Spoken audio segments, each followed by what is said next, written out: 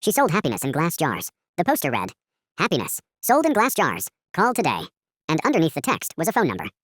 I was walking home from work when I caught a glimpse of the paper stapled on an old telephone pole. I took a picture of it, thinking it was amusing. The next day, I walked by the same poster again. I don't know why. I really don't. But I decided to call the number.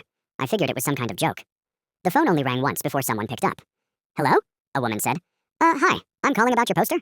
"Oh, awesome," she said calmly. "When do you want to pick it up?" "Pick what up?" "The jar." "Oh, of course.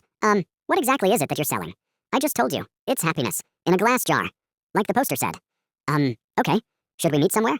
"For sure. I don't want you to end up being a creep or something, so let's go to a public place." We decided to meet in a Starbucks parking lot, a little over a mile away. I was almost certain she was either joking or trying to sell me something else entirely, but curiosity got the better of me. When I arrived, I texted her. Me. "I'm here." Her. "Cool. Be there in a sec." Me. "What are you driving?" Her. "Silver Camry." As her final text came through, I saw her car pull in. She stepped out and waved me over. She looked like she was in her mid-20s, with curly golden hair and an all-black outfit. "Nice day out," she said. "Oh, yeah. You were the one that called about the jar, right?" "Yeah, that was me." "Cool. Well, here you go."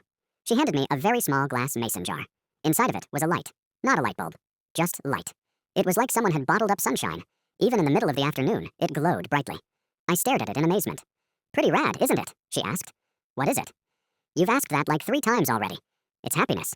Happiness in a glass jar." "What do I do with it?" "Keep it," she said simply. "If you have any problems, shoot me a text." She started getting back into her car. "Wait," I said. "I thought you were selling this. How much is it?" She smiled. "Don't worry, man. You'll pay." Then she drove away. I stood there staring at the jar. What the hell had just happened? I put it in my pocket and started walking home. By the time I got there, dark clouds had rolled in and rain was falling. I walked up to my apartment door and realized my key was missing. I knocked. A moment later, the door opened. A large man with greasy hair looked at me and said, "I think you got the wrong door, bud." "Oh," I said.